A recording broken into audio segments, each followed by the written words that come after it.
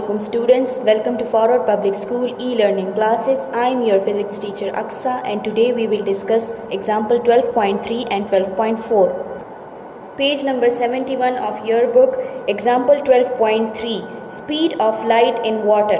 What is speed of light in water? Having index of refraction as 1.33. आपको light water का refractive index given है 1.33 और आपसे speed of light in water पूछा जा रहा है। अब गिवन आपको पता होना चाहिए कि लाइट इन वैक्यूम, आपने इसको याद रखना है कि c इक्वल्स टू 3 × 10⁸ मीटर पर second.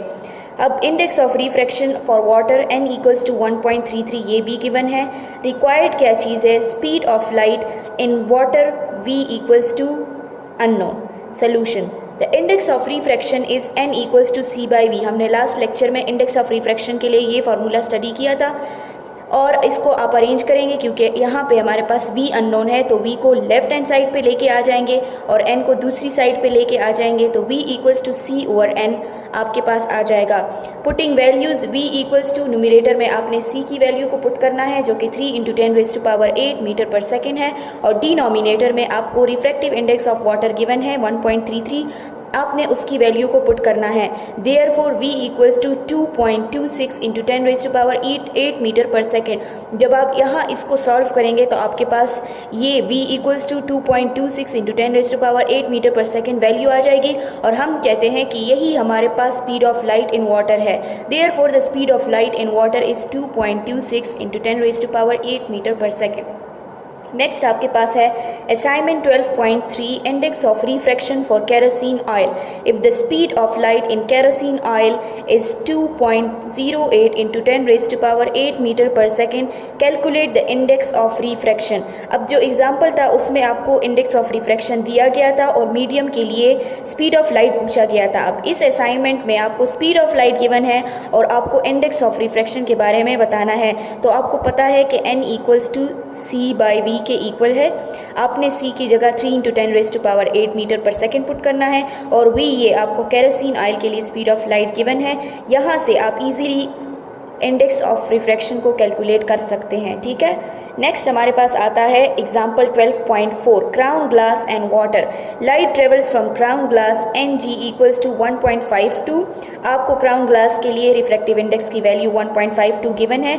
Into water Nw is equal to 1.33। The angle of incidence in crown glass is 40 degree. What is the angle of refraction in water?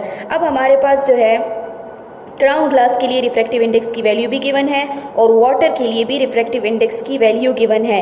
हमारे पास angle of incidence भी known है, angle of refraction हमने find करना है। ठीक है, water के लिए। अब नेक्स्ट पेज 72 पे आप गिवन वैल्यूज़ देख सकते हैं और रिक्वायर्ड हमारे पास एंगल ऑफ रिफ्रैक्शन ही है। सोल्यूशन, अब स्नेल्स लॉ हमें बताता है कि n1 sin θ1 equals to n2 sin θ2। अब n1 मैंने आपको बताया था कि refractive index for the first medium है, n2 is refractive index for second medium और θ1 इज़ एंगल ऑफ इंसिडेंस और θ2 जो है हमारे पास एंगल ऑफ रिफ्रैक्शन के लिए हमने यूज़ करना है। ठीक है, अब हम देख सकते हैं कि यहाँ पे हमारे पास ग्लास से वाटर की तरफ जा रहा है तो n1 को हम रिप्लेस कर रहे हैं g से और 2 को रिप्लेस कर रहे हैं w से अपनी सिंप्लिसिटी के लिए और हमने फाइंड करना है θw को। तो हमारे पास ये बराबर है साइन ऑफ θw को हमने एक साइड पे छोड़ा, nw को दूसरी साइड पे हम ले आए तो हमारे पास sine of θw equals to ng divided by nw sine of θg बन गया। हमारे पास जो वैल्यूज़ गिवन है वो हमने पुट कर दिए तो हमारे पास sine θw equals to 1.52 divided by 1.33। ये जो दो रिफ्रैक्टिव इंडेक्स हमारे पास गिवन थी उनको हमने पुट किया। साइन 40 डिग्री हमारे पास एंगल ऑफ इंसिडेंस गिवन था। ये पुट करने के बाद हमारे पास साइन θw की वैल्यू 0.735 आ गई। अब हमें तो सिर्फ θw रिक्वायर्ड है तो साइन जब दूसरी साइड पे जाएगा तो ये हमारे पास साइन इन्वर्स बन जाएगा। हम इस वैल्यू का साइन इन्वर्स लेंगे तो हमारे पास जो थीटा आ गया θw वो 47.3 डिग्री आ गया। Note that θw is greater than θg since the light is moving to an optically lighter medium. हमें पता है कि लाइट जो है वो डेंसर मीडियम से लाइटर मीडियम में जा रहा है, इसीलिए हमारे पास θw जो है वो ग्रेटर देन θg आ गया। ठीक है, अब नेक्स्ट आपके पास है assignment 12.4 index of refraction for unknown medium. इसमें आपको जो है अननोन मीडियम के बारे में, इंडेक्स ऑफ रिफ्रैक्शन के बारे में बताना है। Find the index of refraction for medium 2 if medium 1 is air with index of refraction NA equals to 1। The incident angle is 30 degree and the angle of refraction is 22 degree. Compare the result with the table and identify the nature of medium 2. आपको medium 1 के बारे में तो बता दिया गया है कि medium 1 जो है वो air है, medium 2 is unknown। आपको air के लिए refractive index और angle of incidence भी given है और angle of refraction भी given है, लेकिन आपसे कहते हैं कि आपने N2 को भी फाइंड करना है और साथ ही साथ आपने nature of medium के बारे में भी बताना है।